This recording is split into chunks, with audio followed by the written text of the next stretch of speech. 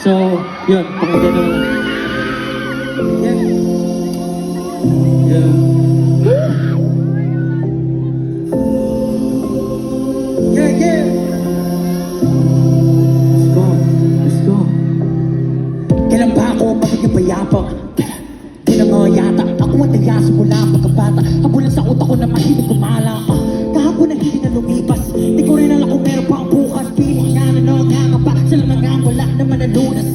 Naging matalik na kaibigan lang. Diliwanag ang kanyang lahi. Sinubukang alam sa loobin. Tumingin sa salamin. Ngayon ano nga aking gagawin?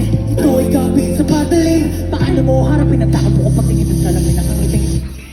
Di mo na kailangan na magkunyaring ipaalam naman natin na mas komportable ka.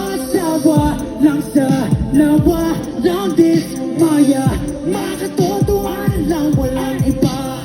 Buksan mo ang iyong isipan. Bakit di rin gawin kalawakan? Nakatotohanan yung nakakawakan. Ito pa rin ang napanaginip at that's right. Play kang sa dulo.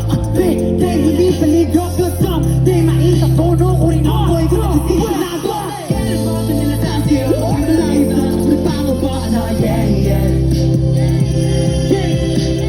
Dami ng pinagdaanan natin ko inaasahan na malalampasan na bibigay ko aking mata mananalangin sa makapaging amaan na Kailan ba sinasabi ang ating malaya sa katapagan ba na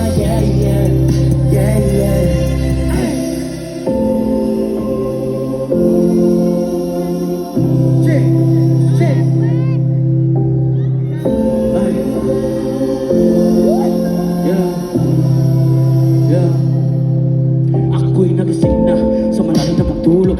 Nakalambat para tumagugod. Di ko magalaw aking tuhod. Bukod, pato na di ako makahugot. Nang hindi ka parang nalulunod. Ang pakiramdam ko'y nalulumok.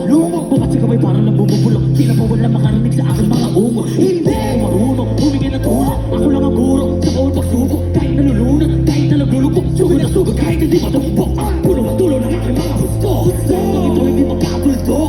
Natataman ako'y mabugbog. Habol na makarating sa malumpok. Kinalabanan na sa salamin. Tinutukan yung mga gawain. Ramdaman natin ang sang salarin sa lahat na naging pangyayari sa amin. Sa kabila na lahat ng aking kinakalang pagsisisi.